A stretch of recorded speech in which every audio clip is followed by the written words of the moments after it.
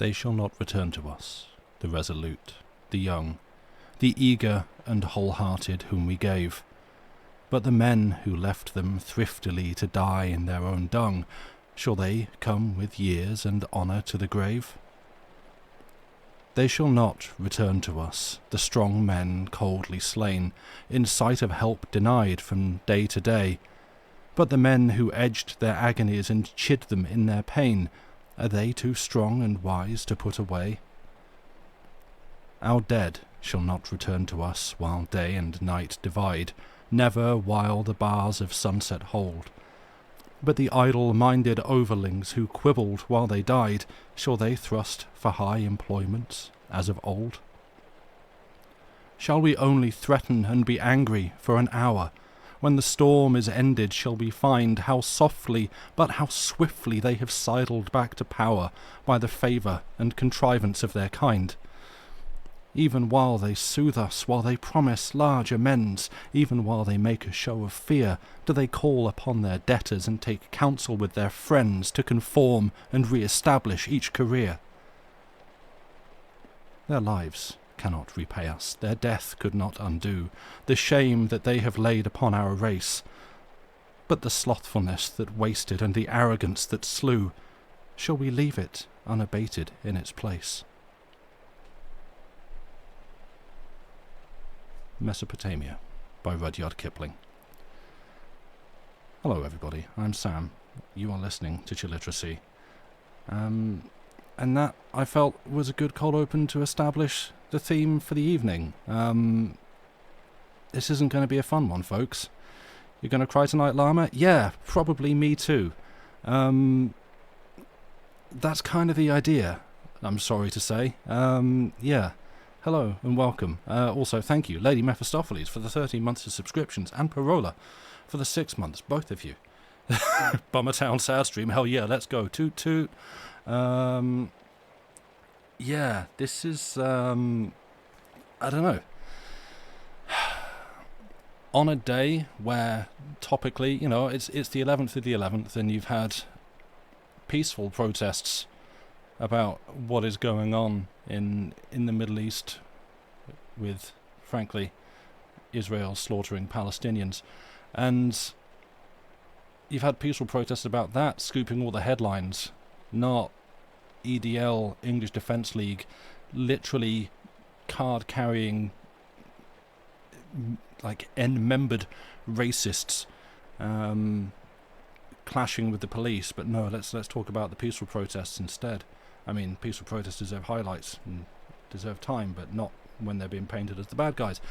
I wasn't kidding about it's not being a fun stream. No, it's going to be real. I'm sorry. Yeah, on a day when that's going on, it feels important to me. I don't know what the UK population, or those familiar with the UK and our kind of general catastrophic political state at this time of year, how it gets. We do the whole wear the poppy to remember, support the troops, remember the fallen, remember World War II, even though the poppy grew up as a symbol from World War One. And this is not to be ungrateful for the heroism, for the deeds that took place during World War II, but I do sometimes feel like those heroic acts and the great sacrifice given by so many overshadows the lesson that comes from World War One of arrogant, selfish, pointless leaders throwing away lives, just getting their own people killed for their own pride. And that is, I feel, an important message that should not be overlooked. That's to me is what should be symbolised by the poppy, not support the troops, so therefore support war, but the best way to support a troop is to make sure he or she or they never have to go to war in the first place, never have to kill another person or be shot at themselves. That's what it means to me. I'm just a guy who just did GCSE history. That's it. That's the extent of my knowledge. But it seems pretty obvious and pretty straightforward. So So that's what we're going to do. It's not going to be fun. It's not going to be cheery. You don't have to stick around. Genuinely, there's going to be some stuff that's probably quite traumatic. Yeah. Massive alt-right march planned tomorrow in Paris under the guise of supporting Israel. Yay. Yeah, the Whiplash are coming here after being temporary CEO of Dave's Zoo. Yeah, if you want light and funny, genuinely please hop over to Dave's stream. This is not going to be light and funny. And the US is Veterans Day, which is mostly marked by furniture sales, as far as you can tell. Like, Britain and America in a microcosm. Yeah, ego.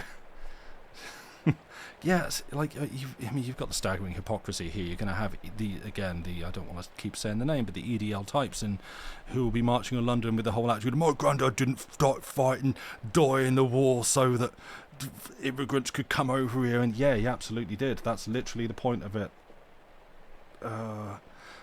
Like my granddad was a prisoner of war. I have exactly the same right to claim. But yeah, stick around. It's important. Yeah, and we'll say that none of this is to say like, yeah, you are, everyone who wants to be here, you are welcome here. If this is not something you want to do, because frankly, a lot of people want to escape this kind of downer stuff, and that's totally fine too. Yeah, you don't have to be here. Yumika, thank you very much for the 26 months. How are you? It is good to see you. It has been time. I hope you're well. Right. Also, the other thing, yes, because I'm starting early, the intent is to raid over to Desert Bus when they start their stream at 10 o'clock. I do not know if I have 2 hours worth of poems prepared, an hour's worth of poems prepared, or 3 hours. We shall find out in time. There may be a lot of waffling in between. There may be none at all. But yeah, there's bits and pieces that I want to do. No songs and dances. That sounds like I've prepared a skit. No, I have not. But let's give you the master link to where all the poems that I'm reading are coming from. That is there. I will be giving you the names before each one, if you would like to read along. It's been ages. You're pretty good. Currently in a bar in Paris waiting for your coach. Nice. Well, as I say, lovely to see you. I hope things are, as you say, I think you're pretty good. Good. I hope things are well. Hope you're keeping well. Yeah. Oh, yeah. Also, if everyone, Lucy is not here tonight because she is now ensconced in Germany, where she will be, well, not just in Germany, but travelling around for the next couple of weeks, doing cool trumpet things with cool people. And yeah, so I obviously send my love. It's what I do, but you know. That's, yeah, she'll be around online and stuff, but yeah, she is not here tonight for this. Should we kick things off? Should we start? We've set the tone with Rudyard Kipling there, but let's carry on. So, this first one is, the rest of these from here on out will be by Wilfred Owen. And yes, this first one is Parable of the Old Men and the Young. So Abram rose, and clave the wood, and went, and took the fire with him, and a knife. And as they sojourned both of them together, Isaac the firstborn spake, and said, My father, behold the preparations, fire and iron, but where the lamb for this burnt offering? Then Abram bound the youth with belts and straps, and builded parapets and trenches there, and stretched forth the knife to slay his son, when lo, an angel called him out of heaven, saying, Lay not thy hand upon the lad, neither do anything to him. Behold, a ram caught in a thicket by its horns. Offer the ram of pride instead of him. But the old man would not so, but slew his son. That was the parable of the old men and the young. Oh yeah, there was something else I was going to say as well. Yeah, I guess the introduction, because this is a right. This is a collection of poems put together posthumously by, I believe, Siegfried Sassoon, who was a friend of Owen. And this is the preface to the book. This book is not about heroes. English poetry is not yet fit to speak of them, nor is it about deeds or lands, nor anything about glory, honour, dominion, or power, except war. Above all, this book is not concerned with poetry. The subject of it is war, and the pity of war. The poetry is in the pity, yet these elegies are not to this generation. This is in no sense consolatory. They may be to the next. All the poet can do today is to warn. That is why the true poets must be truthful. If I thought the letter of this book would last, I might have used proper names. But if the spirit of it survives Prussia, my ambition and those names will be content, for they will have achieved themselves fresher fields than Flanders. This preface was found in an unfinished condition among Wilfred Owen's papers. So yeah, that line in there, that the subject of it is war and the pity of war. That's what I thought. That is a title. I'm sticking that on the stream. So yes, there we go. I've been playing The Binding of Isaac the last couple of days, so that felt suitable. Fair, yes. I've been playing Cult of the Lamb. It's very good. I finished it. That is a completely different subject. Alright, well that's the first one. Should we move on to the next? The Send-Off. Down the close, darkening lanes they sang their way to the siding shed, and lined the train with faces grimly gay. Their breasts were stuck all white with wreath and spray, as men's are, dead. Dull porters watched them, and a casual tramp stood staring hard, sorry to miss them from the upland camp. Then, unmoved, signals nodded, and a lamp winks to the guard. So secretly, like wrongs hushed up, they went. They were not ours. We never heard to which front these were sent. Nor there if they yet mock what women meant who gave them flowers. Shall they return to beatings of great bells in wild trainloads? A few, too few for drums and yells may creep back, silent, to still village wells, up half-known roads.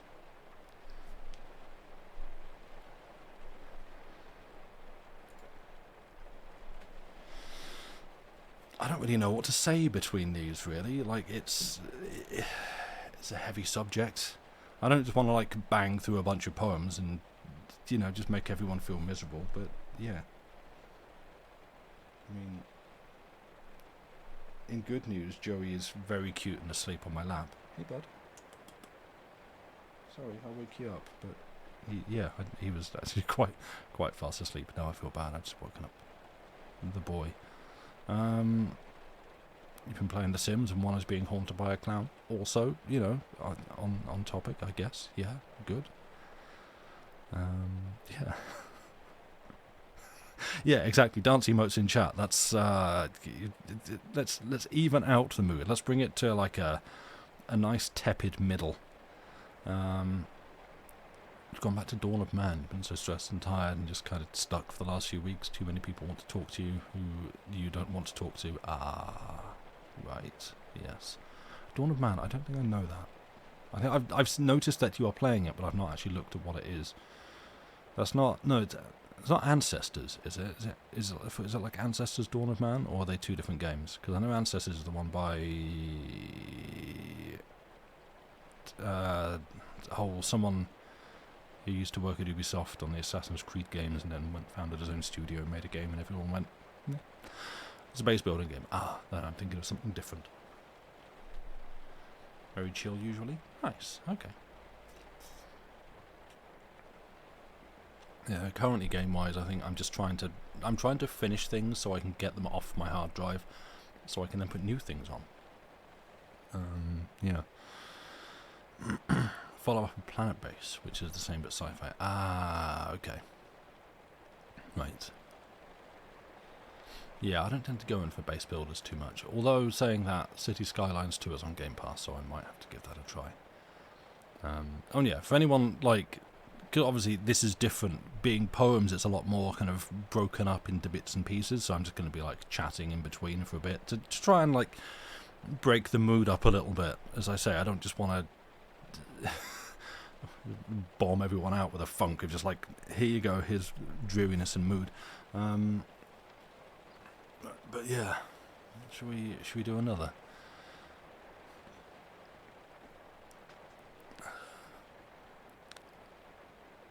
Apologia pro Poemate Meo. I, too, saw God through mud, the mud that cracked on cheeks when wretches smiled. War brought more glory to their eyes than blood, and gave their laughs more glee than shakes a child. Merry it was to laugh there, where death becomes absurd and life absurder. For power was on us as we slashed bones bare, not to feel sickness or remorse of murder. I, too, have dropped off fear, behind the barrage dead as my platoon, and sailed my spirit, surging light and clear past the entanglement where hopes lay strewn, and witnessed exaltation. Faces that used to curse me, scowl for scowl, shine and lift up with passion of oblation, seraphic for an hour, though they were foul. I have made fellowships, untold of happy lovers in old song, for love is not the For love is not the binding of fair lips, with the soft silk of eyes that look and long, but joy whose ribbon slips, but wound with war's hard wire whose stakes are strong, bound with the bandage of the arm that drips, knit in the welding of rifle thong. I have perceived much beauty in the hoarse oaths that kept our courage straight, heard music in the silentness of duty, found peace where shell storms spouted reddest spate. Nevertheless, except you share with them in hell the sorrowful dark of hell, whose world is but the trembling of a flare, and heaven but as the highway for a shell. You shall not hear their mirth, you shall not come to think them well content by any jest of mine. These men are worth your tears, you are not worth their merriment. November 1917.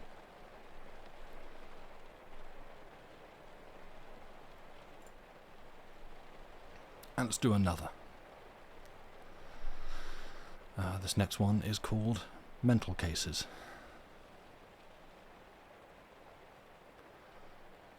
Who are these?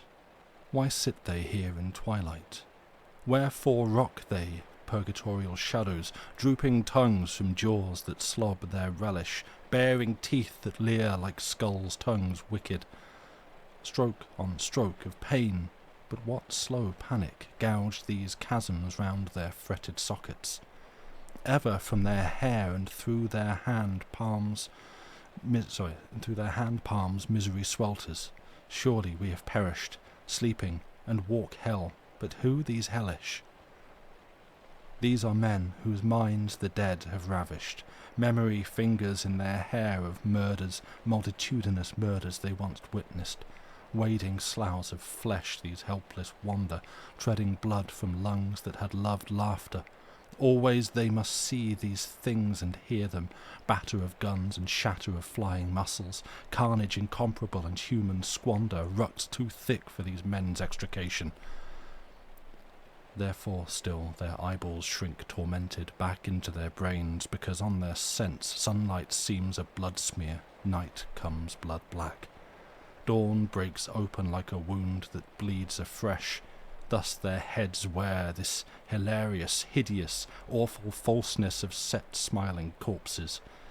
Thus their hands are plucking at each other, picking at the rope knots of their scourging, snatching after us who smote them, brother, pouring us who dealt them war and madness.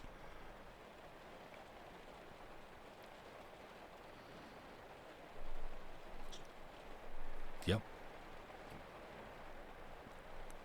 Turns out, sending people off to war is bad. Going back to the opening, there are a number of response poems to Flanders Fields, and most of them taste really better when you look at what's happening in the world. Yeah. Ray Tracer, has anyone played Valiant Hearts? Yes, I never finished it, but I played it at a time when I was going through some stuff.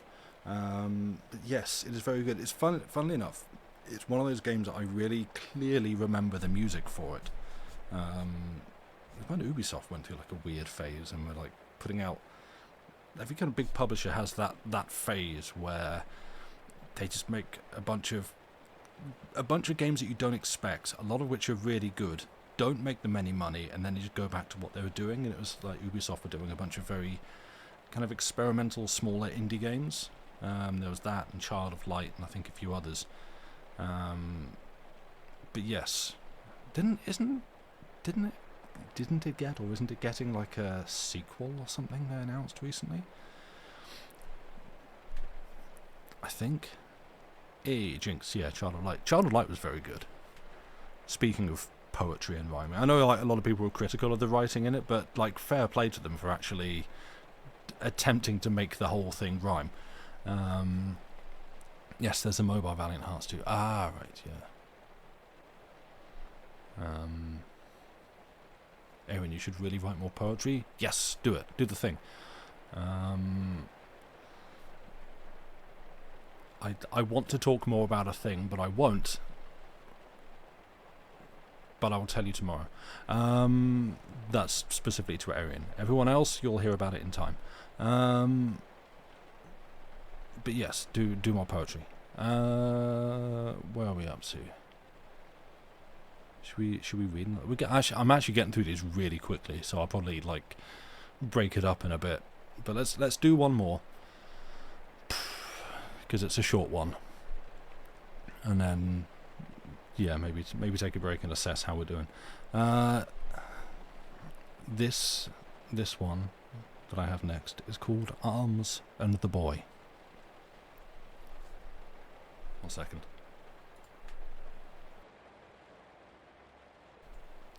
And I'm back. Hello. Let the boy try along this bayonet blade how cold steel is, and keen with hunger of blood, blue with all malice like a madman's flash, and thinly drawn with famishing for flesh. Lend him to stroke these blind, blunt bullet heads which long to muzzle in the hearts of lads, or give him cartridges of fine zinc teeth, sharp with the sharpness of grief and death. For his teeth seem for laughing round an apple, there lurk no claws behind his fingers supple, and God will grow no talons at his heels, nor antlers through the thickness of his curls.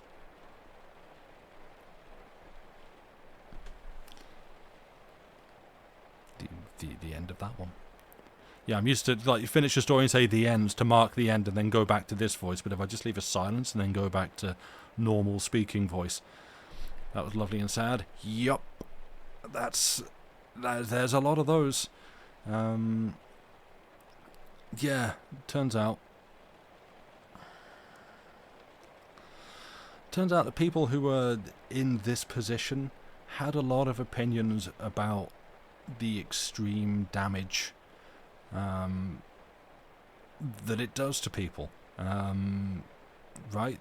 Like there was like one of the recurring themes on this isn't just, oh, it's bad to be in the trenches and get shot at and shelled, but what are we doing to people? What are we doing to each other that we send them into this war, that we train each other, that we take boys, take children, take young people, give them guns and send them into war to go and kill each other, and we tell them that it's good and fun, and we've got pictures and probably videos of them laughing and joking on the trains as they're being shipped off to war, because at the time it was just sold as, oh, it's a bit of a lark, isn't it?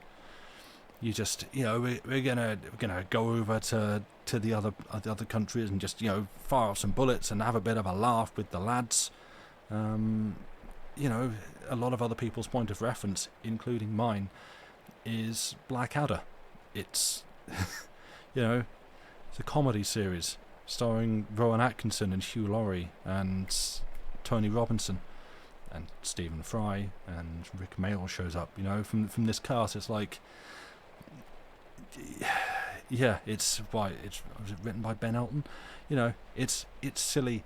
They're goons. They're foolish, and it's probably one of the most hard-hitting and poignant. Well, has probably one of the most hard-hitting and poignant like messages about World War One. Yeah, it's, you know, that sort of attitude is summed up in, I forget the character's name, but Hugh Laurie's character, who is very much sort of the kind of blithering upper class twit who's just like, he's just here to, you know, to shoot some lads. A show that ends with a field of flowering poppies, right? Yes, absolutely is. Yeah, I actually just had to, like, yeah, the last episode of that series delivers one of the most astounding gut punches, because it turns out the juxtaposition of comedy and tragedy is a powerful one. You can, yeah, it gets used well by people that know what they're doing. And yeah, Blackadder, Arian. It's, I think, which one was that? I think it was specifically the series Blackadder Goes Forth. Basically, like as a series, the first one is not very good, because they didn't really have an idea of what the characters were and what they were doing. And then it's kind of a period comedy series where each new series is set in a different period of time about the same guy called Edmund Blackadder, who has a manservant called Baldric, and generally he's kind of just sort of a slightly conniving, scheming, a little bit snivelly kind of guy, who is always aspiring to better things, very much in the gutter but looking at the stars.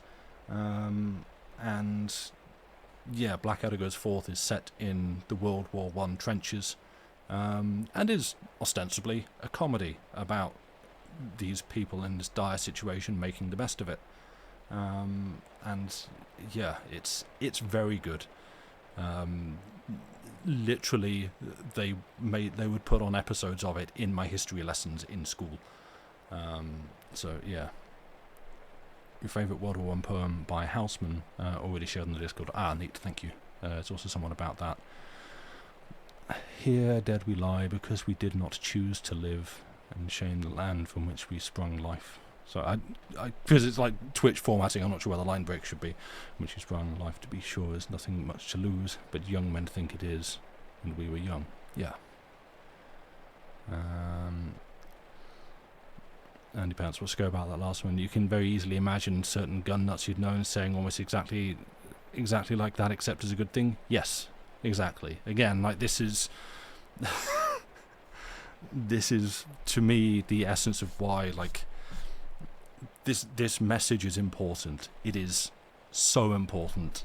It matters, and I hate the way that it gets diluted and corrupted and twisted and reappropriated and masked, as happens over the years, as is inevitable. Oh no, it's alright, Cat, it's fine. I get caught out by that on Twitch all the time as well. Yeah, no, it's all good. Yeah. Excuse me, just stopping for some water. Yeah. How are you doing? We holding up?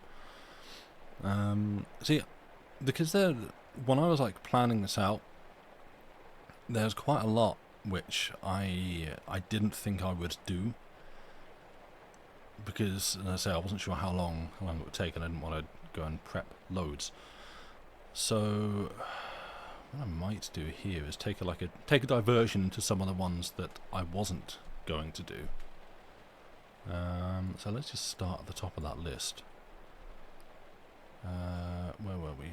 That was Arms and the Boy. So let's just start putting some others in.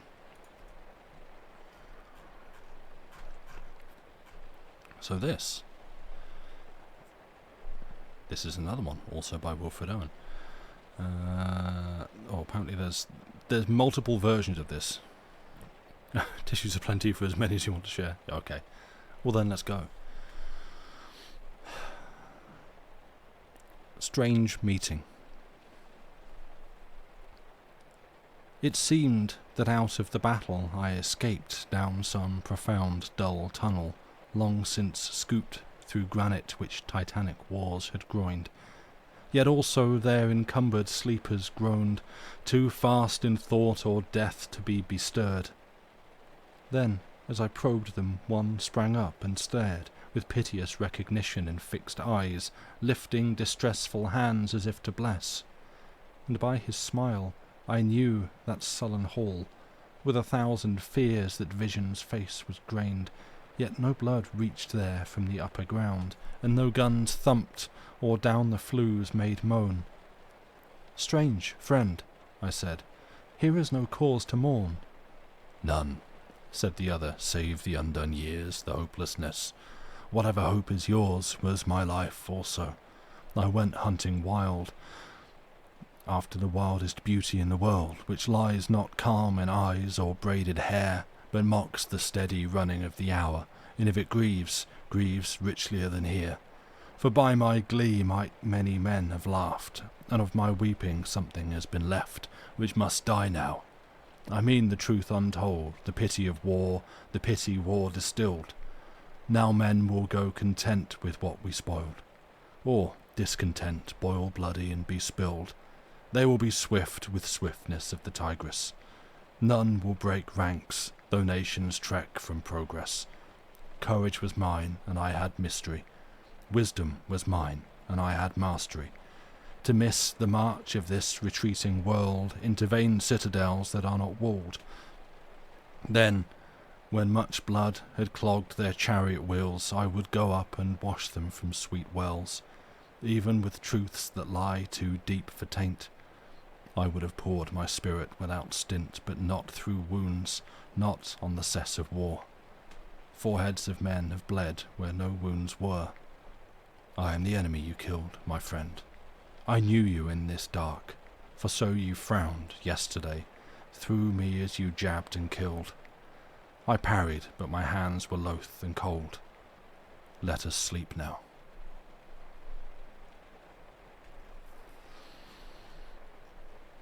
And that was Strange Meeting.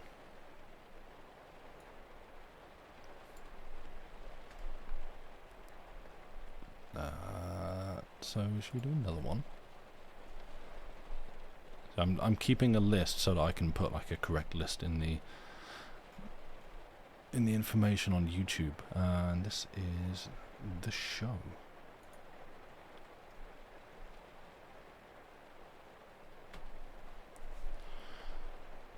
I'll say that again just in case it got missed. The show.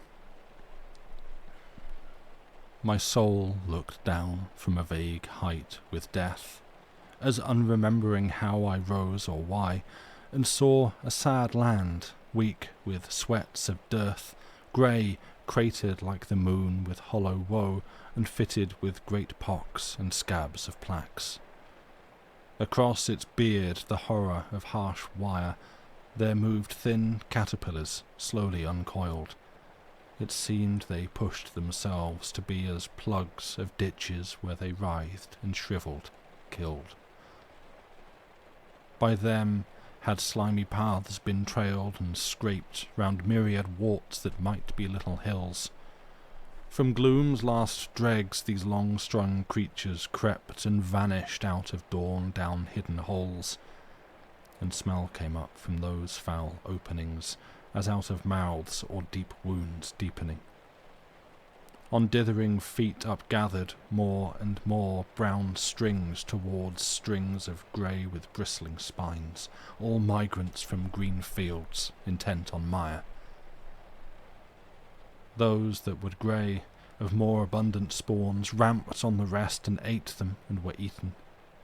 I saw their bitten backs curve, loop, and straighten. I watched those agonies curl, lift, and flatten.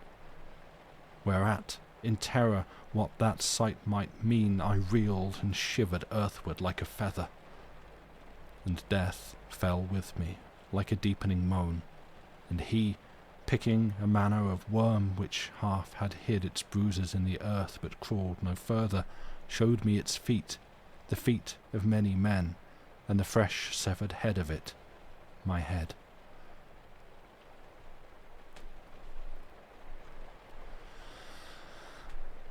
The show.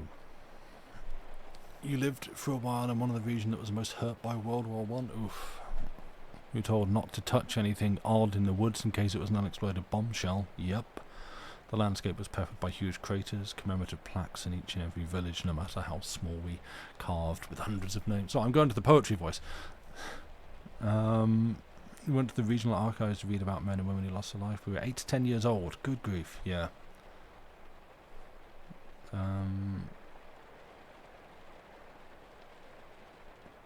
Having learned World War One in England, yeah, you feel like I forget how devastated much of Europe was. I seem to think England suffered uniquely, even though destruction never came to them. Yeah, it's... Yes. Yeah, we...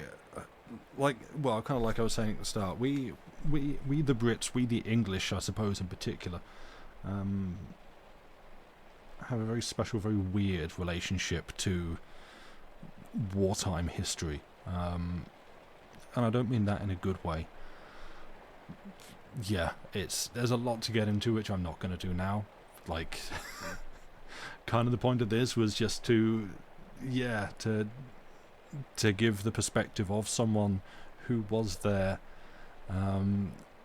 literally just saying through his verse, through his words, what life was like to him and what he thought of what was being done to these soldiers around him, and what he thought of the people who authorized this and made it happen. I feel like that's, the points are all there.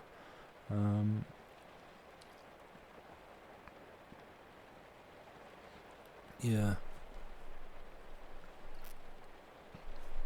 Still places near where you live where plants don't grow because of chemical weapons used back then. Oh, great. Yeah. Oh no, Kat, you're fine. You didn't mean British soldiers didn't suffer terribly. No. No, you weren't. Yeah, you weren't saying that. No, you're fine. It's the people who set the modern school curricula. Yeah. No, don't worry. As I say, someone who has lived here my whole life. I get what you mean. I know what you're saying. Like, yeah, we have a powerful, weird and warped relationship to the wars in our past. In the US you have war memorial monuments, but the most recent war that actually happened here was generations ago, and you've lost that visceral connection. It's all an odd one. Go make war in other places, it's not our problem to deal with. Yeah, exactly. And that to me, I feel like, that's where you get. I'm gonna get onto politics. This whole support the troops mentality, and again, like how in the mouths of the people who, for instance, today have been clashing with the police, not the peaceful protesters, those kind of people, the ones like, I hate to say his name, but Farage and his ilk, who insist that people wear the poppies and have made it this sort of symbol of British imperialism. What they mean by that is support the war, like give them all the means and resources to go elsewhere and shoot and kill as many people as they like, and that's how you show support. And as I say, for me the message of support the troops is do that by making sure that we never do this again. Like, yeah, sure, if a war needs to be fought, if genuinely to protect and to suppress an evil tyrant, then let's look at it and consider it, sure. And that's where I feel like the genuine good versus evil heroism of World War II overshadows all. But it's like, there were pointless wars fought, and that's what this one's about. And there's a lot of people who just want to fight pointless wars because it will make them rich and they never have to face any danger, and will just happily throw away and sacrifice the lives of entire generations just to feed their own ends. And that's that's an easily forgotten message. I'm going to keep banging that drum. Yeah.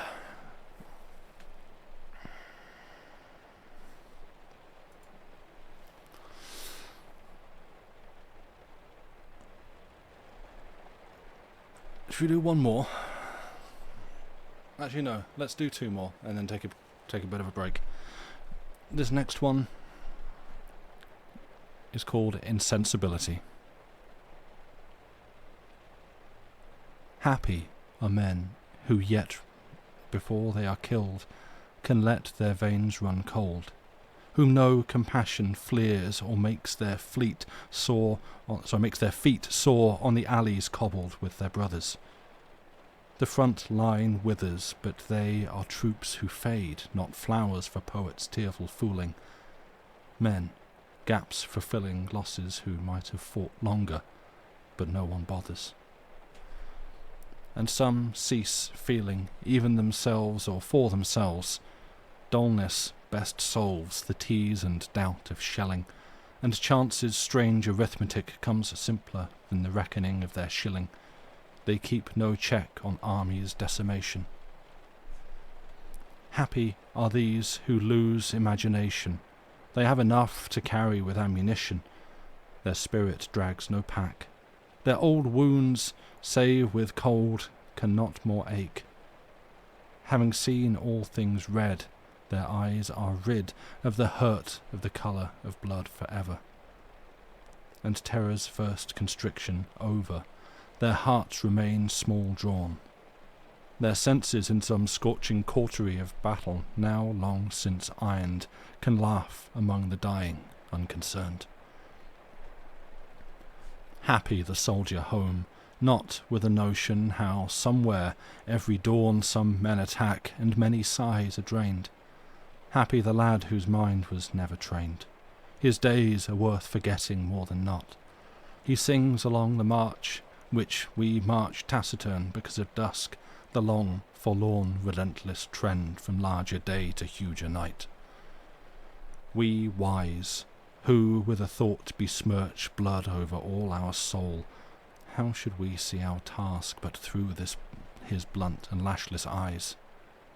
Alive, he is not vital over much, dying, not mortal over much, nor sad, nor proud, nor curious at all. He cannot tell old men's placidity from his. But cursed are dullards whom no cannon stuns, that they should be as stones. Wretched are they, and mean with paucity that never was simplicity. By choice they made themselves immune to pity and whatever mourns in man, before the last sea and the hapless stars. Whatever mourns when many leave these shores, whatever shares the eternal reciprocity of tears.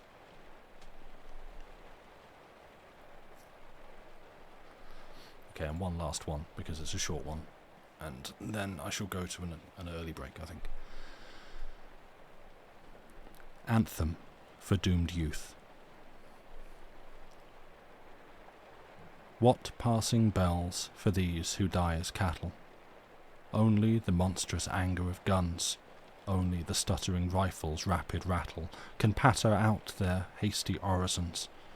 No mockeries for them, no prayers nor bells, nor any voice of mourning save the choirs, the shrill, demented choirs of wailing shells, and bugles calling for them from sad shires. What candles may be held to speed them all, not in the hands of boys, but in their eyes shall shine the holy glimmers of goodbyes. The pallor of girls' brows shall be their pall, their flowers the tenderness of patient minds, and each slow dusk a drawing down of blinds.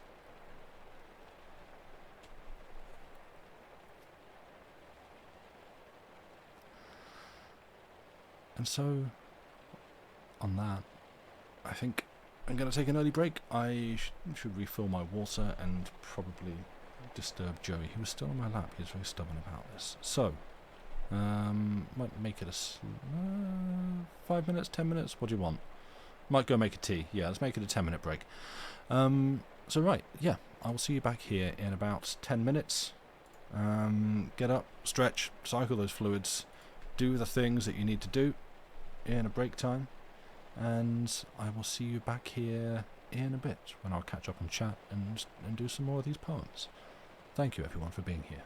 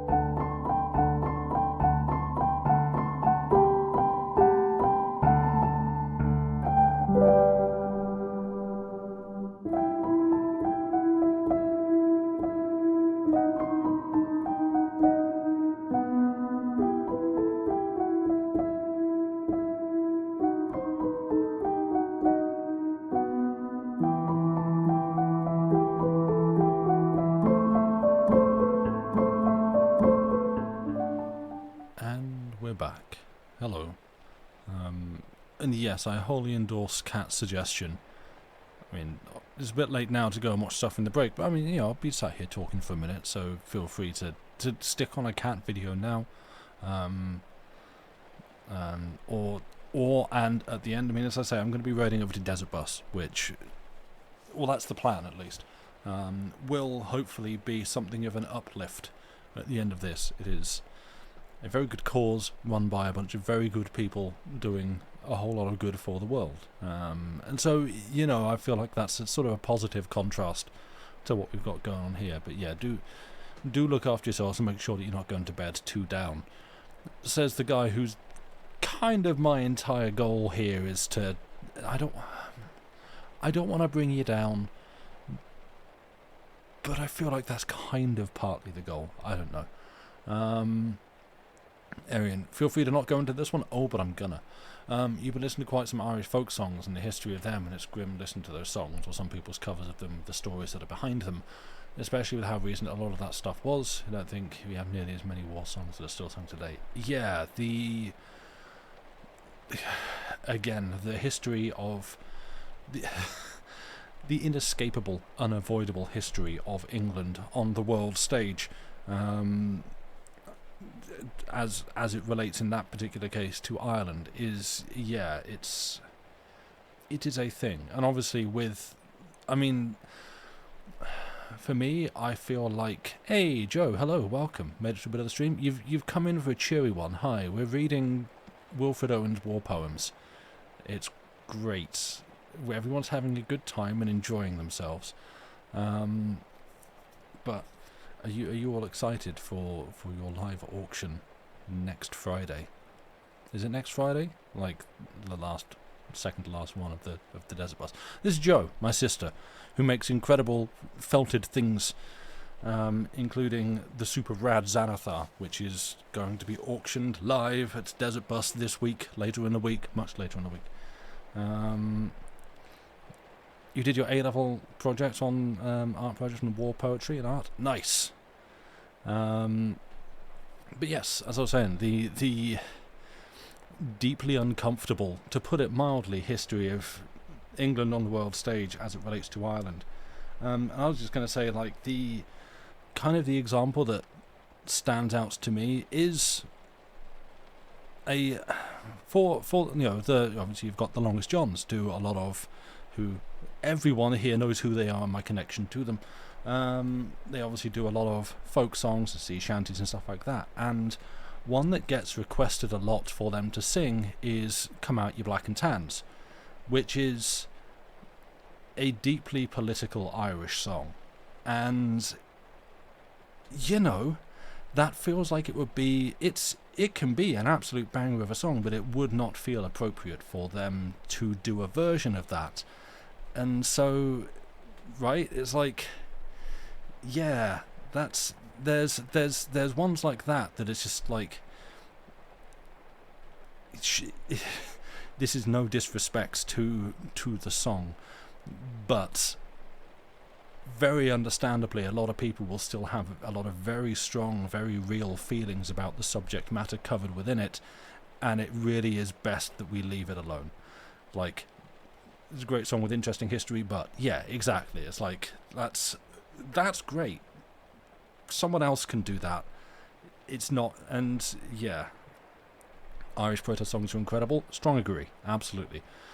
Irish are just an amazingly resilient, rebellious and tenacious people who have suffered a lot and fought tooth and nail for their culture. Right, exactly. And like, yeah. And yeah, and that's the thing. Like, there's a lot of very good, very important stuff there in the whole spectrum of art. And you know, someone like me with, I am not Irish. That feels like, and not that I'm doing folk music or anything like that, but it feels like, yeah, that a lot of that stuff should be acknowledged and highlighted, but not said in my voice or voices like mine, because yeah, then that just gets weird. Yeah. Anyway, what you can? Sorry, Joey has returned to my lap. He's very cute, actually. He followed me downstairs, waited at the bottom of the stairs, and then as soon as I started to come up, like, legged it up ahead of me so that he could be in my room waiting for me to sit down so he could get back on my lap. He is in super needy, cuddly mode this evening. Boy wants his laps and his fuss, and is making sure that he gets it, so I am giving him the fuss that you shall no doubt ask for him to have, chat. He's being very sweet. But yeah, we have some more poems. I've already started adding more ones to the list of ones that I hadn't got to, or ones that I hadn't intended to read tonight. Probably have a fair bit of Irish in my DNA. You did? Oh, okay. I don't know, a fair bit. Yeah, well, I never know how people feel about, like, you know. Well, I've got some Irish DNA in me. Like, I don't know. I've never been there. It would still feel a little bit cheeky for me to try and claim that. Like, well, I've got a bit of history there, so, like, culturally, let's face it, I'm not. I don't think I could make a legit claim. But yeah, I don't know. Should we do another one? What did I have planned next? We did Anthem of Doomed Youth, so next up is the Sentry. The link is up at the top of chat. Does this one? Yeah, let's do this one. Right. Let's get back to the poems. You all happy? Not for long. The Sentry.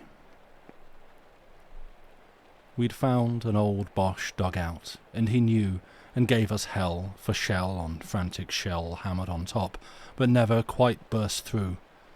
Rain, guttering down in waterfalls of slime, kept slush waist high, that rising hour by hour choked up the steps too thick with clay to climb.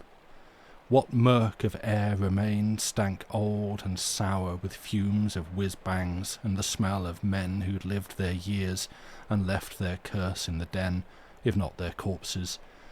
There we herded from the blast of whiz-bangs, but one found our door at last, buffeting eyes and breath, snuffing the candles, and thud, flump, thud down the steep steps came thumping and splashing in the flood, deluging muck. The sentry's body, then his rifle, handles of old Boche bombs, and mud in ruck on ruck. We dredged him up, for killed, until he whined, "Oh, sir, my eyes, I'm blind, I'm blind, I'm blind." Coaxing, I held a flame against his lids, and said if he could see the least blurred light he was not blind, in time he'd get all right. "I can't," he sobbed. Eyeballs, huge bulged like squids, watch my dreams still. But I forgot him there in posting next for duty, and sending a scout to beg a stretcher somewhere and floundering about to other posts under the shrieking air. Those other wretches, how they bled and spewed, and one who would have drowned himself for good. I try not to remember these things now. Let dread hark back for one word only, how, half listening to that sentry's moans and jumps, and the wild chattering of his broken teeth, renewed most horribly whenever crumps pummeled the roof and slogged the air beneath. Through the dense din, I say, we heard him shout, "I see your lights!" But ours had long died out.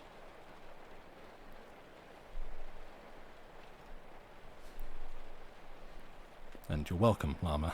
You happy? Not for long. Yeah, that's, I mean, there we go, there's the vibe.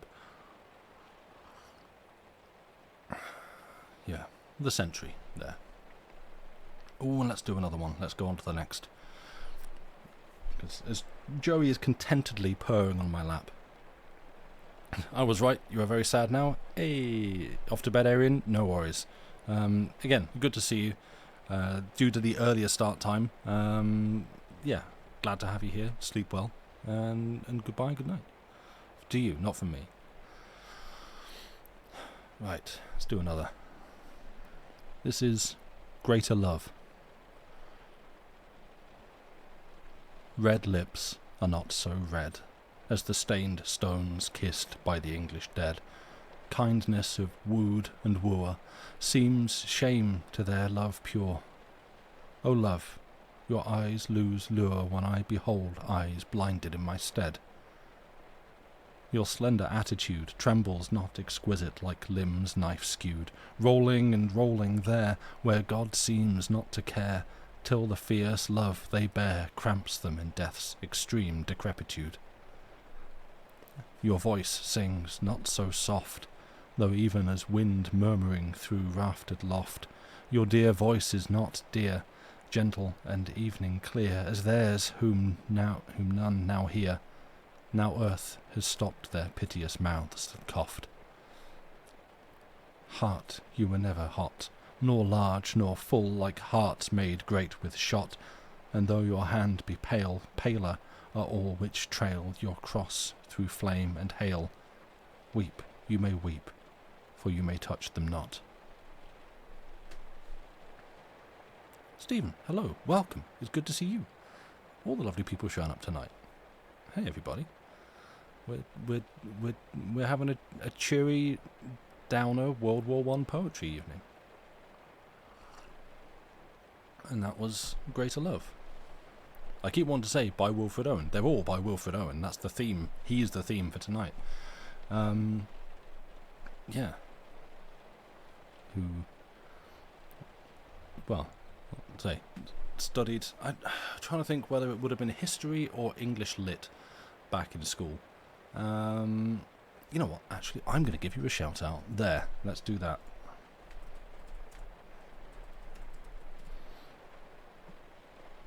I've capitalised it and everything, but no, okay, good. Twitch picked it up properly. Yeah, there's Stephen, who, friend of the channel, lovely, lovely person. Good old variety streamer, does much of chill games, very good, very friendly, welcoming community. Highly recommend.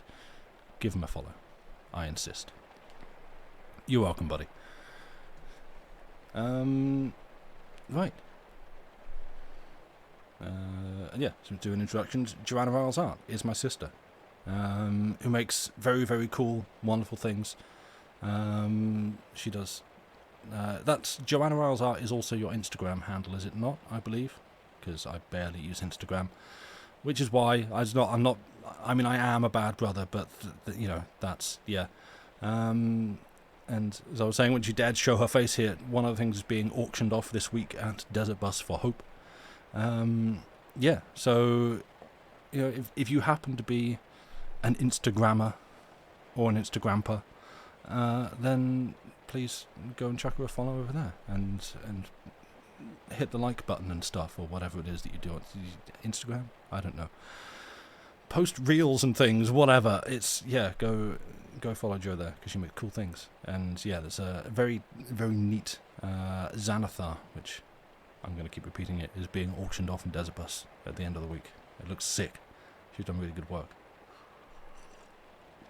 Even though I told you have an easy one this year, just make something small if you make anything at all. And you're like, no, what if I just knock it out the park and like step it up a notch? Go gram those instas. Yeah, exactly. That's someone get Zuckerberg on the phone. I've got a new slogan for him. that I'm... which I didn't say, but I'm stealing from Twitch. Chat. Great. Yep. Good job. This is far too much levity. Let's do another one. Right. The Deadbeat. Let's find that. Where? There. Oh, yeah. Okay. Another cheery one. This is The Deadbeat. He dropped more sullenly than wearily, lay stupid like a cod, heavy like meat. Excuse me 1 second. I'll start again because I had to burp. Hopefully I muted it properly. Let's go again. He dropped more sullenly than wearily, lay stupid like a cod, heavy like meat, and none of us could kick him to his feet. Just blinked at my revolver blearily. Didn't appear to know a war was on, or see the blasted trench at which he stared. "I'll do 'em in," he whined. "If this hand's spared, I'll murder them, I will." A low voice said, "It's Blighty, and perhaps he sees his pluck's all gone, dreaming of all the valiant that aren't dead. Bold uncle smiling ministerially, maybe his brave young wife getting her fun in some new home, improved materially. It's not these stiffs have crazed him, nor the Hun." We sent him down at last, out of the way. Unwounded. Stout lad, too, before that strafe. Malingering? Stretcher bearers winked. Not half. Next day I heard the doc's well-whiskied laugh. "That scum you sent last night soon died. Hooray!" That's the end of The Deadbeat. Depressing poetry interspersed with terrible puns. The vibes tonight are immaculate. Yes, exactly. I guess that's what we promise here on chilliteracy.twitch.tv. Don't check that URL. It probably doesn't do anything.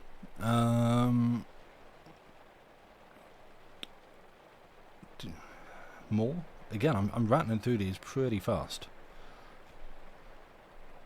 But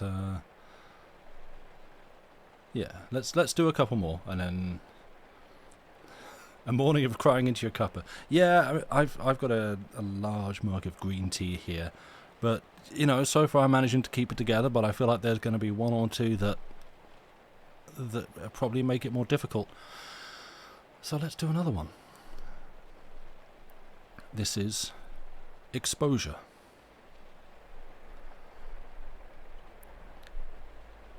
Our brains ache in the merciless iced east winds that knife us. Wearied, we keep awake because the night is silent. Low drooping flares confuse our memory of the salient. Worried by silence, sentries whisper, curious, nervous. But nothing happens. Watching, we hear the mad gusts tugging on the wire, like twitching agonies of men among its brambles. Northward, incessantly, the flickering gunnery rumbles, far off, like a dull rumour of some other war. What are we doing here? The poignant misery of dawn begins to grow. We only know war lasts, rain soaks and clouds sag stormy. Dawn massing in the east her melancholy army, attacks once more in ranks on shivering ranks of grey. But nothing happens. Sudden, successive flights of bullets streak the silence, less deadly than the air that shudders black with snow, with sidelong flowing flakes that flock, pause, and renew. We watch them wandering up and down the wind's nonchalance, but nothing happens. Pale flakes with lingering stealth come feeling for our faces. We cringe in holes, back on forgotten dreams, and stare, snow-dazed, deep into grassier ditches. So we drowse, sun-dozed, littered with blossoms trickling where the blackbird fusses. Is it that we are dying? Slowly our ghosts drag home, glimpsing the sunk fires glozed with crusted dark red jewels. Crickets jingle there. For hours the innocent mice rejoice. The house is theirs. Shutters and doors all closed. On us the doors are closed. We turn back to our dying. Since we believe not otherwise can kind fires burn, nor ever suns smile true on child or field or fruit. For God's invincible spring our love is made afraid. Therefore not loath we lie out here. Therefore we're born, for love of God seems dying. Tonight his frost will fasten on the mud and us, shrivelling many hands and puckering foreheads crisp. The burying party, picks and shovels in their shaking grasp, pause over half-known faces. All their eyes are ice, but nothing happens.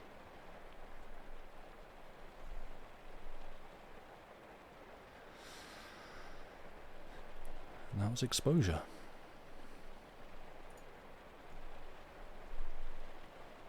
How are we all holding up? I put that in a jokey fashion, but genuinely, like, yeah, I know. I feel like the stance in this kind of environment, you know, you're streaming on Twitch for entertainment. If something's not enjoyable, you just click over to another channel and enjoy that instead. And so the chance is the next poem I'm going to read. Eyes are leaking, hanging in there. Good hanging in there. Sorry for the tears.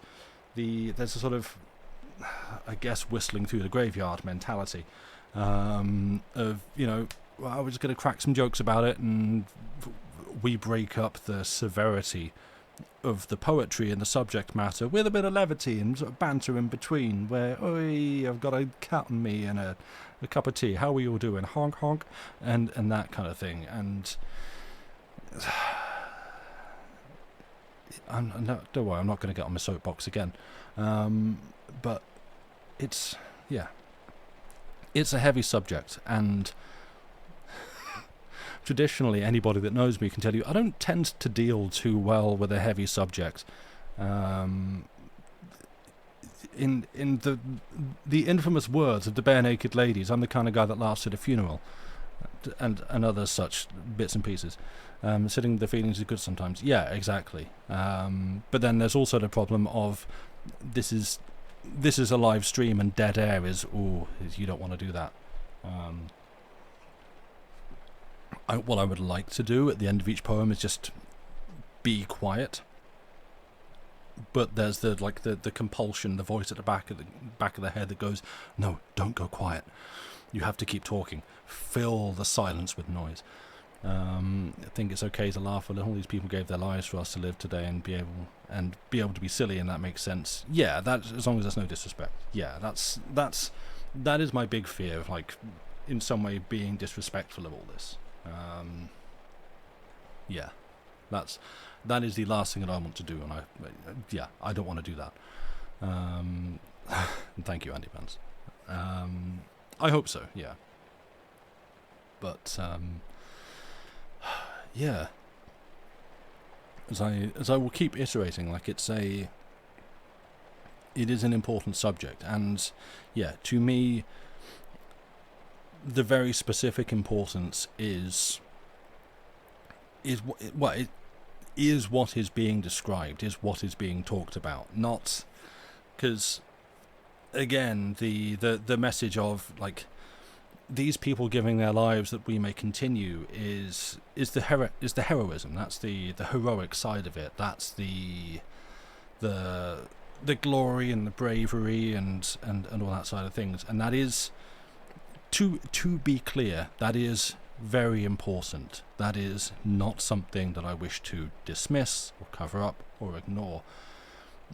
But oftentimes I feel like that gets used as the blanket to, like, cover everything else over, and actually it is very important for me to have these first-hand perspectives, like these accounts from people who were there talking about what they witnessed firsthand, and in their best use of language, their best use of words, the sheer unimaginable, indescribable hell that they were put through at the behest of people who did not care, who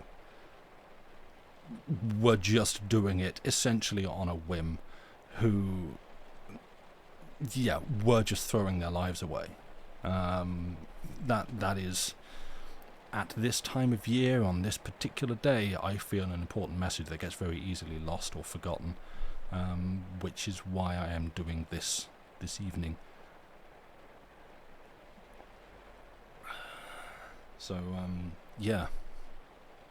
I said I wasn't going to get on my soapbox, and now I'm going to step down off it again. So, yeah. Should we have another one? This one... Oh, I'm probably going to screw this one up. It's got accents in it and stuff. Right. Get my breathing back. I think too often this holiday is all iterations... in all its iterations just becomes the excuse for jingoism and poetry. Like, this is the antidote to that. Yes.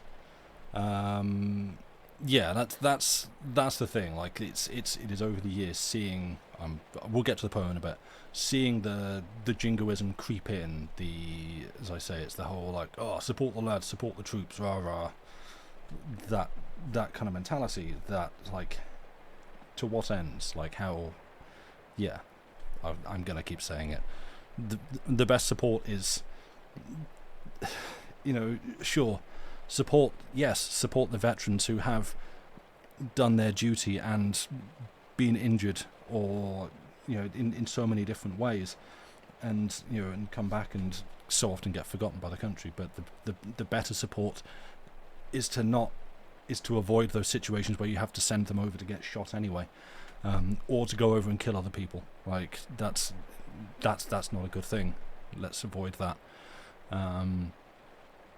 World War I was a war of egos. If you think of it as simply as possible. If you think of it simply as possible, just big egos sending cannon fodder in a game of chicken. Yes, exactly. And Marco DeSoon, hello, welcome. An important part of comedy is to raise people's spirits with laughs, hope, or a reminder to see the silver linings. Jokes and difficult matters are fine as you see it, as long as that spirit isn't lost. Yes, exactly. Like, it's the difference between, I guess, not that I'm necessarily doing that here, but like the difference between like joking with something or kind of against or about something. If you're kind of holding something up to mock it or make fun of it, versus doing it in the spirit of the thing. Like, I don't know, I can't think of like great examples off the top of my head, but I mean, I was talking about Blackadder earlier, and I think that is one that a guy who has only seen Blackadder and done GCSE level history tries to discuss World War I in an erudite and articulate fashion. Welcome to Twitch. But yeah, I feel like that is an example of something that made good jokes in the midst of, whilst like acknowledging the bleakness and severity of the situation, the context in which these jokes are being made. Just as an example. Support our vets by not making vets to have to support in the first place. Yes, thank you, Andy Pants. You've summed it up very neatly for me there. Thank you very much. Right. I'm going to do another poem, but I'm going to finish my tea first because it's now cold.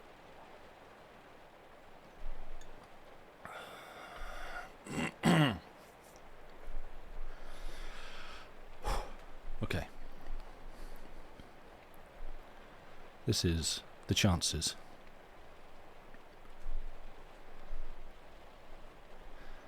I mind as how, the night afore that show, us five got talking.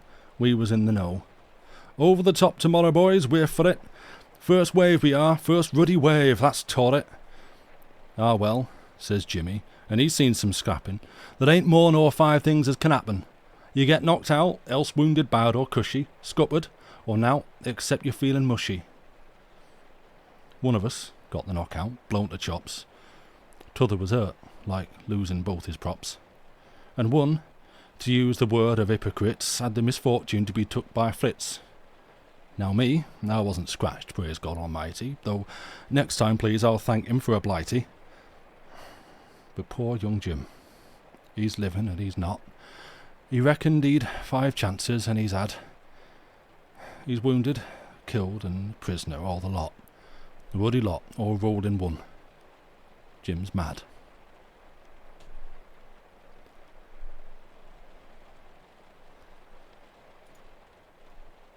And this next one is Futility. Move him into the sun. Gently its touch awoke him once, at home, whispering of fields unsown. Always it woke him, even in France, until this morning and this snow. If anything might rouse him now, the kind old sun will know. Think how it wakes the seeds, woke once the clays of a cold star. Our limbs so dear achieved, our sides full-nerved, still warm, too hard to stir. Was it for this the clay grew tall? Oh, what made fatuous sunbeams toil to break earth's sleep at all?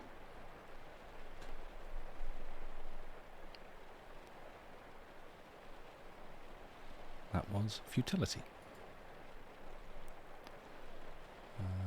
Where did I get to? Yeah, I'm going to have to add some more into this. Right. Don't mind me, just like live planning the stream as I go.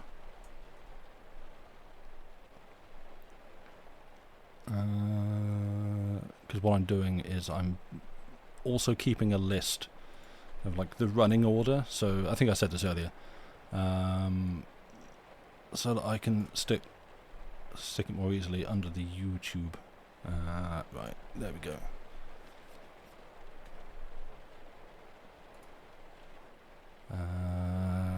Good. Okay. How is everyone? You holding up? Right.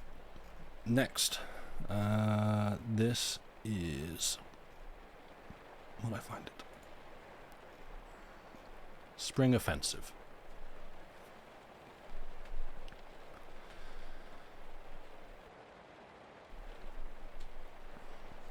Halted against the shade of a last hill, they fed, and, lying easy, were at ease, and, finding comfortable chests and knees, carelessly slept. But many there stood still, to face the stark, blank sky beyond the ridge, knowing their feet had come to the end of the world. Marvelling they stood, and watched the long grass swirled by the May breeze, murmurous with wasp and midge, for though the summer oozed into their veins like the injected drug for their bones' pains, sharp on their souls hung the imminent line of grass, fearfully flashed the sky's mysterious glass. Hour after hour they ponder the warm field, and the far valley behind, where the buttercups had blessed with gold their slow boots coming up, where even the little brambles would not yield, but clutched and clung to them like sorrowing hands, they breathed like trees unstirred. Till like a cold gust thrilled the little word, at which each body and its soul begirred, and tightened them for battle. No alarms of bugles, no high flags, no clamorous haste, only a lift and flare of eyes that faced the sun like a friend with whom their love is done. O larger shone that smile against the sun, mightier than his whose bounty these have spurned. So, soon they topped the hill and raced together, over an open stretch of herb and heather exposed, and instantly the whole sky burned with fury against them, and soft sudden cups opened in thousands for their blood, and the green slopes chasmed and steepened sheer to infinite space. Of them who running on that last high place leapt to swift unseen bullets, or went up on the hot blast and fury of hell's upsurge, or plunged and fell away past this world's verge, some say God caught them even before they fell. But what say such as from existence brink ventured but drave too swift to sink?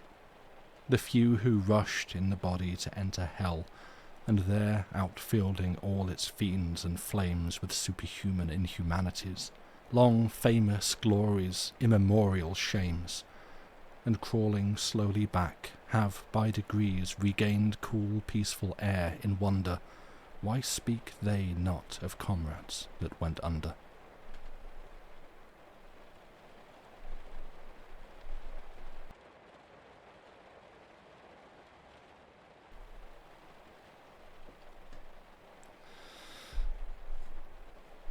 there's more, if you want more. There's plenty more. Yep, probably going to do most of these, I think. So here's a short one that is called Conscious.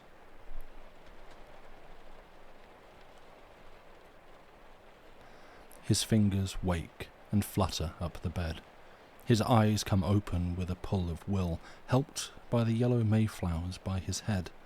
A blind cord drawls across the window sill. How smooth the floor of the ward is. What a rug! And who's that talking somewhere out of sight? Why are they laughing? What's inside that jug? Nurse! Doctor! Yes, all right. But sudden dusk bewilders all the air. There seems no time to want a drink of water. Nurse looks so far away and everywhere.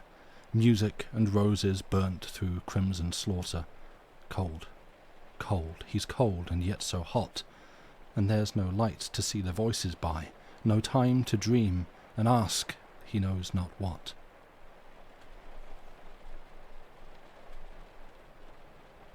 And that was Conscious. Finding the next one.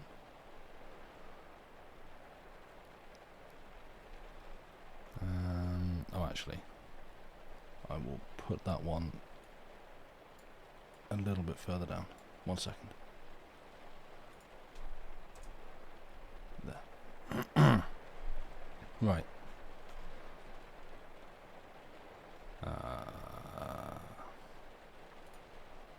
Okay. How's everybody? Are we okay? I feel like the entire stream probably comes with a fairly heavy content warning for generally bad, heavy, harrowing wartime things.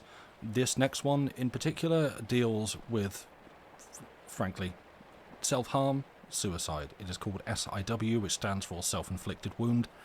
That is the subject matter, so I do just want to put, like, a warning there ahead of this one. Again, all of these come with a warning, but this one in particular, I feel like I just want to put that there and make sure that it is said.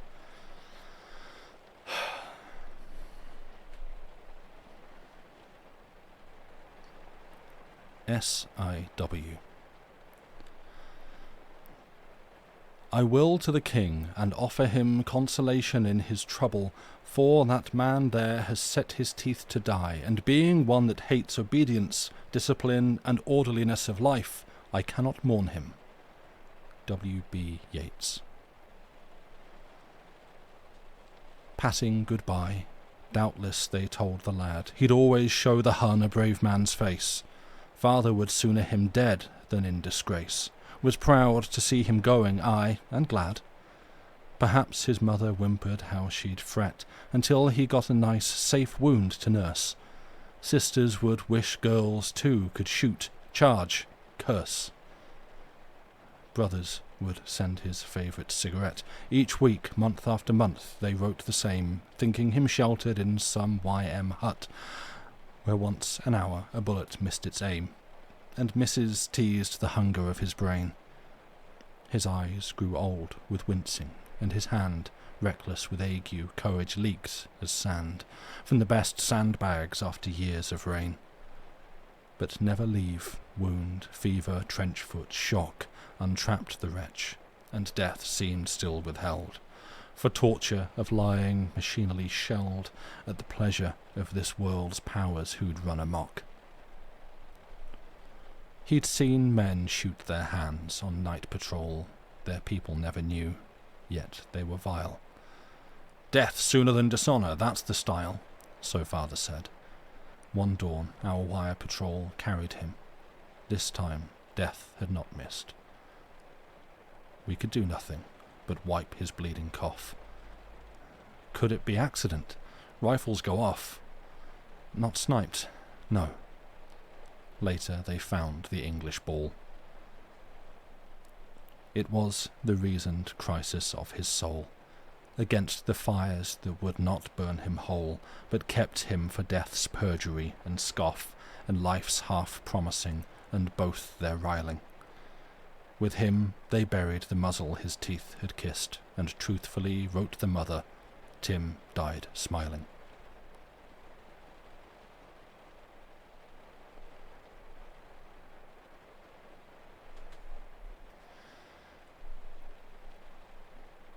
Yeah, that one got me.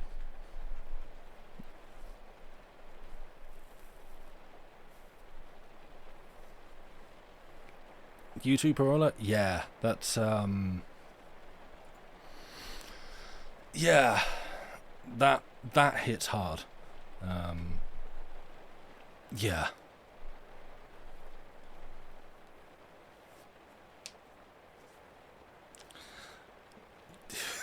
Let's take a minute before we go on to the next one, because, you know,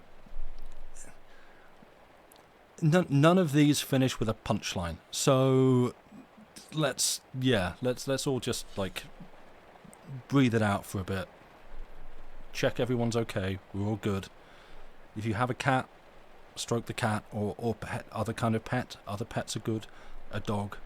Llama, you have a very good dog. I know this.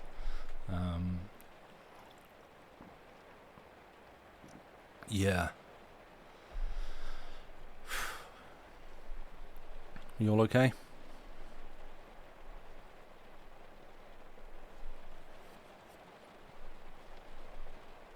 Not going into details, but working with elderly, you have met veterans of war, and sometimes it's just like that. Yeah. Yeah, and that's the thing. There is a very deep, very important human side to all of this that is so easily forgotten. Probably you're puzzling, so you're keeping yourself occupied. Nice. Yeah, thanks to... I don't know why Twitch has a shout-out cooldown, but... if I can... because he's live at the moment. Yeah, good. Other lovely stream friend, Billy and Babble, who does D&D maps and other artwork and mandalas and things like that,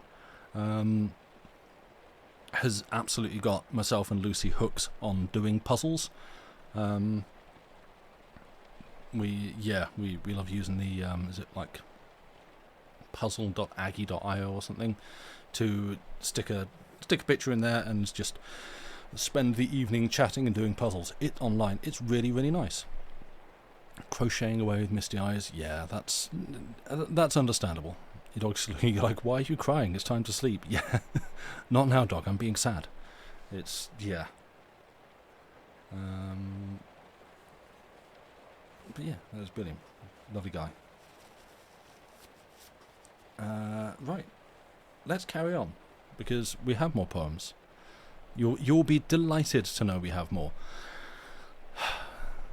This next one, you know, this has got to be nice. It's called Smile, Smile, Smile.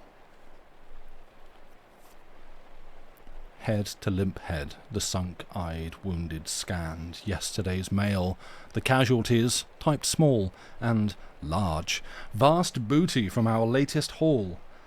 Also, they read of cheap homes not yet planned. For, said the paper, when this war is done, the men's first instinct will be making homes.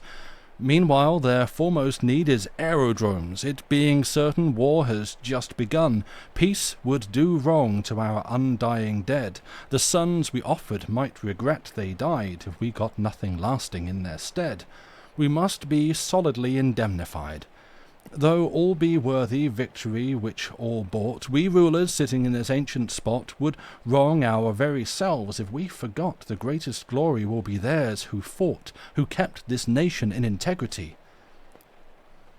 Nation. The half-limbed readers did not chafe, but smiled at one another curiously, like secret men who know their secret safe. This is the thing they know and never speak, that England one by one had fled to France, not many elsewhere now save under France. Pictures of these broad smiles appear each week, and people in whose voice real feeling rings say, how they smile, They're happy now, poor things.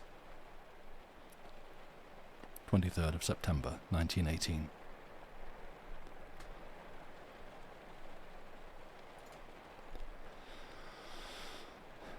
And this next one, I think I might just bang through a few of these. This next one is called Terre.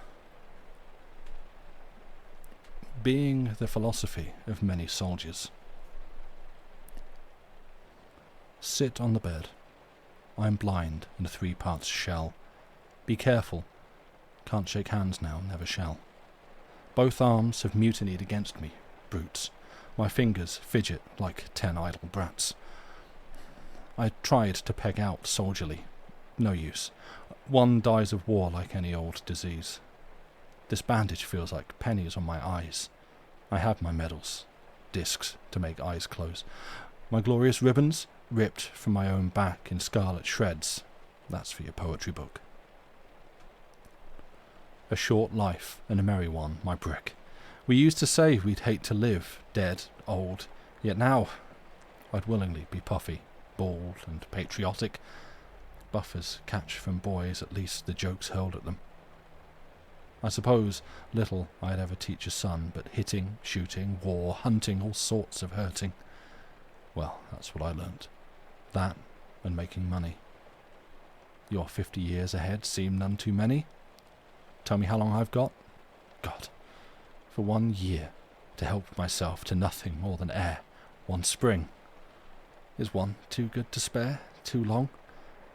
Spring wind would work its own way to my lung and grow me legs as quick as lilac shoots. My servant's lamed, but listen how he shouts. When I'm lugged out, he'll still be good for that. Here in this mummy case, you know, I've thought how well I might have swept his floors forever. I'd ask no night off when the bustle's over, enjoying so the dirt.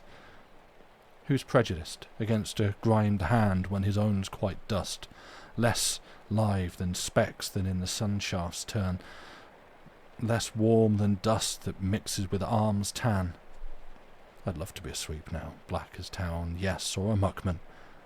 Must I be his load? Oh, life, life, let me breathe, a dugout rat. Not worse than ours the existences rats lead, nothing along at night down some safe vat. They find a shell-proof home before they rot. Dead men may envy living mites in cheese, or good germs even. Microbes have their joys, and subdivide and never come to death. Certainly flowers have the easiest time on earth. I shall be one with nature, herb and stone, Shelley would tell me. Shelley would be stunned. The dullest Tommy hugs that fancy now. Pushing up daisies is their creed, you know. To grain, then, go my fat, to buds, my sap, for all the usefulness there is in soap. Do you think the Boche will ever stew man soup? Some day, no doubt, if friend be very sure, I shall be better off with plants that share more peaceably the meadow and the shower. Soft rains will touch me, as they could touch once, and nothing but the sun shall make me wear. Your guns may crash around me. I'll not hear. Or if I wince, I shall not know I wince. Don't take my soul's poor comfort for your jest. Soldiers may grow a soul when turned to fronds, but here's the things best left at home with friends. My soul's a little grief grappling your chest, to climb your throat on sobs, easily chased on other sighs and wiped by fresher winds. Carry my crying spirit till it's weaned, to do without what blood remained these wounds.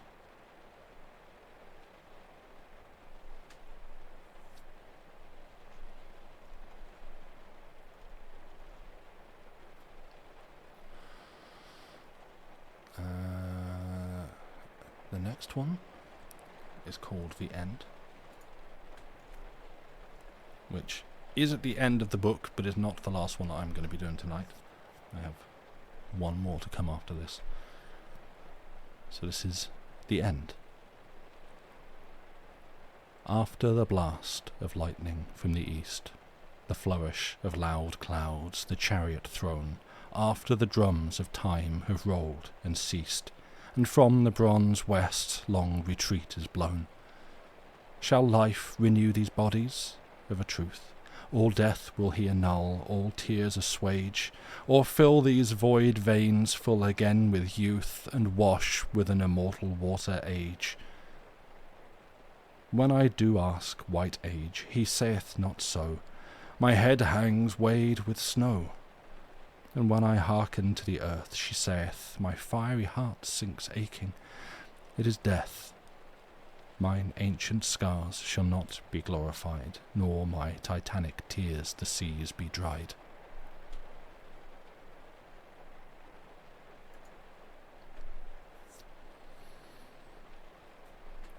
Dulce et Decorum Est.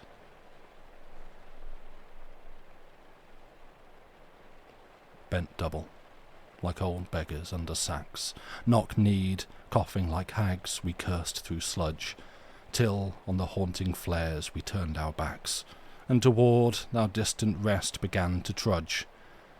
Men marched asleep, many had lost their boots, but limped on bloodshod, all went lame, all blind, drunk with fatigue, deaf even to the hoots of gas shells dropping softly behind. Gas! Gas! Quick, boys! An ecstasy of fumbling, fitting the clumsy helmets just in time, but someone still was yelling out and stumbling and floundering like a man in fire or lime, dim through the misty panes and thick green light, as under a green sea I saw him drowning. In all my dreams, before my helpless sight, he plunges at me, guttering, choking, drowning. If in some smothering dreams you too could pace behind the wagon that we flung him in, and watch the white eyes writhing in his face, his hanging face, like a devil's sick of sin. If you could hear, at every jolt, the blood come gargling from the froth-corrupted lungs, bitter as the cud of vile, incurable sores on innocent tongues, my friend, you would not tell with such high zest to children ardent for some desperate glory the old lie, Dulce et Decorum Est, pro patria mori.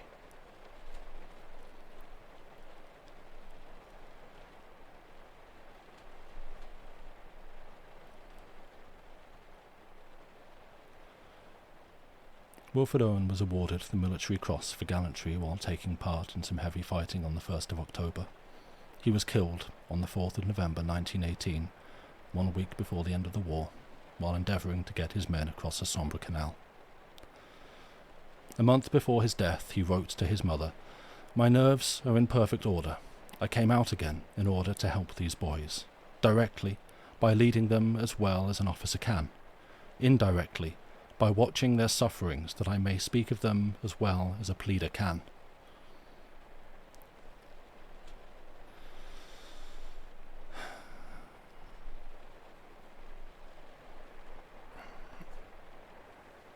So, talking about the sort of I guess the streamers, not, well, I can't think of the right word after all of this, the imperative to not have dead air. I would like for everyone to let's just have a minute's silence. Let's just do that. We can do that. So yeah, I'm going to go quiet for a minute, and I invite you all, as you say, Joe. Thank you. Needed this time of thoughtfulness this morning. Yeah. If what has been read has resonated with you, and even if it hasn't, I'm gonna go quiet for a minute. I will time it. Keep an eye on the clock, and I'm not going to put anything up on stream to time it. But yeah, let's just have a minute's silence. Thank you.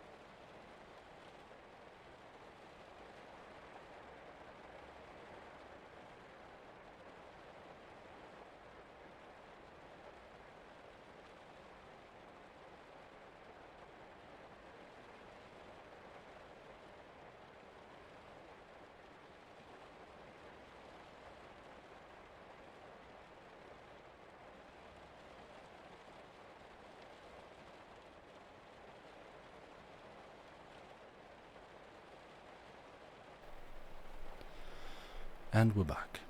Hello. So, yeah, that brings us to the end of everything I had planned for this evening. As I said at the start, it wasn't easy, it wasn't fun, it wasn't light, but I hope we're well. I hope, yeah. You're fine, just sobbing. Yeah, I, like, this has been a tough one to keep it together for. You're welcome, Llama. And genuinely everyone who is here who has stuck it out, as a, you know, I'm repeating myself a lot this evening. I'm filling for time. If this has been too much for people and you've not wanted to stick around for any reason, completely fine, completely legit. You do you, look after yourself first, please. But yeah, to everyone who is here, again, thank you for joining me in this. It's something I think last year when, you know, Lucy and I had that realization coming up to November. It's like, ooh, yeah, remembrance. We could probably do some like war poems and stuff, and we didn't really get round to it last year. But I had the realization this year that actually, looking ahead on the calendar, like, oh, we're actually live on the 11th. Well, then I guess I have to do this, and yeah,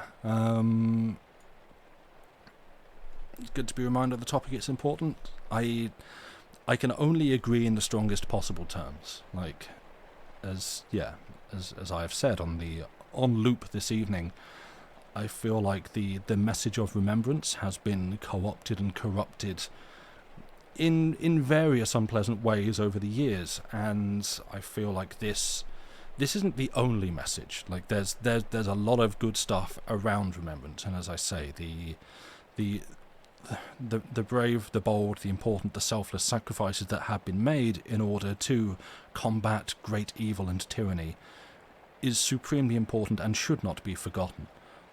But there are other messages there as well that are also important to remember. And looking at the current global political climate, I feel like these messages are very important and significant right at the moment. So there is that. Is Desert Bus live yet? Are they are not. I know they're starting at 10, but I figured they would like take the channel live. Do you want to just sit and, you know, I don't know, what do you want to do for 10 minutes? If I've mistimed this, I shouldn't have mistimed this. But yeah, I don't know. How are we doing? Are we well? Are we okay? Do you want to just like share pet pictures and stuff? I can't put anything up on stream because I've not got any of that set up on OBS. But are we okay? It's genuine. Like, this isn't like joke question. Like, oh, are we all alright? Genuinely, is everyone okay? Like, building a pretty moth. That okay? I can listen to my dulcet tones. That's just because I've got a cold. You put your dog in stream footnotes. He's been keeping you company. Nice. Did I know you had a dog? I know you have cats. Oh, I see. Yeah, okay. I see. You've been doing good work on like keeping everyone cheery in footnotes. Right, nice. Thank you. You grabbed an emergency emotional support snail. I'm gonna be honest. A snail is not the emergency support animal that I would go to, but I'm very glad and very happy that it works for you. Less of a camera mug than the cats, but he's a good one. Ah, fair enough. Good. Yeah, I feel like the cats are obviously very photogenic, and so they show up a lot. Joey is like, he is out cold on my lap. This is his place in the world. This is where he wants to be and where he shall be. So that is that. How could Desert Bus leave me hanging? Well, I guess, excuse me, I can talk about what that is if anyone doesn't know. I don't know. Desert Bus for Hope This is not a prepared spiel, but it's probably going to be an amalgamation of ones that I've given in the past. It is a charitable event. It is a semi-literal charity drive where the good folks of Canadian variety comedy entertainment troupe Loading Ready Run sit in a room for a week, soliciting donations from chat and suggestions for what they can do to earn these donations, as well as doing auctions and giveaways and other bits and pieces to raise money for the Child's Play charity, which is a very good charity that does excellent work in providing toys and games and other sort of relief support efforts and stuff in children's hospitals. It sort of began as just by sort of Mike and Jerry, Gabe and Tycho, well, the other way around, no, that way around, from Penny Arcade.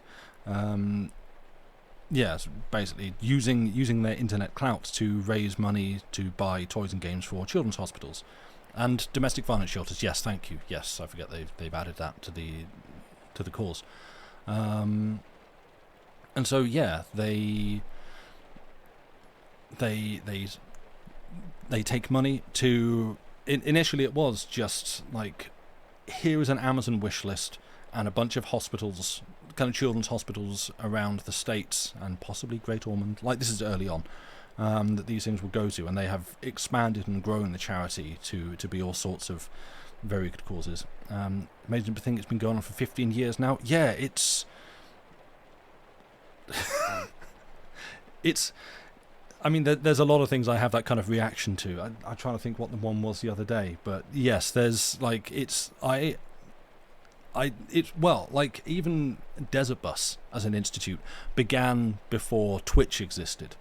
So like the first streams of that were kind of very hacker voice I'm in, cobbled together and broadcast to locations on the internet that you don't just go to website that everybody knows to watch it. You had to like get the link and you'd be like, oh right, they're doing this weird thing where they're playing a very boring video game about driving a bus through the desert to raise money, and as long as people keep giving them money they keep going. Yeah, I guess, okay.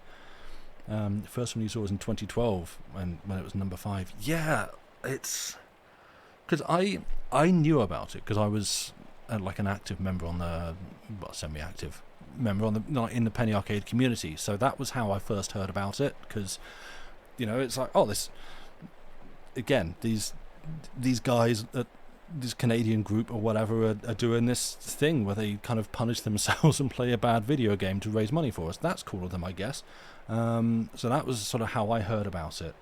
But I never really, because I wasn't like a big LRR watcher, so I didn't really have that appeal. But I am a sucker for like live round the clock events, like things, live rolling things.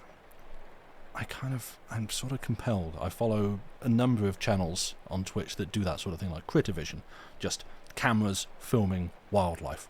It's great, love it.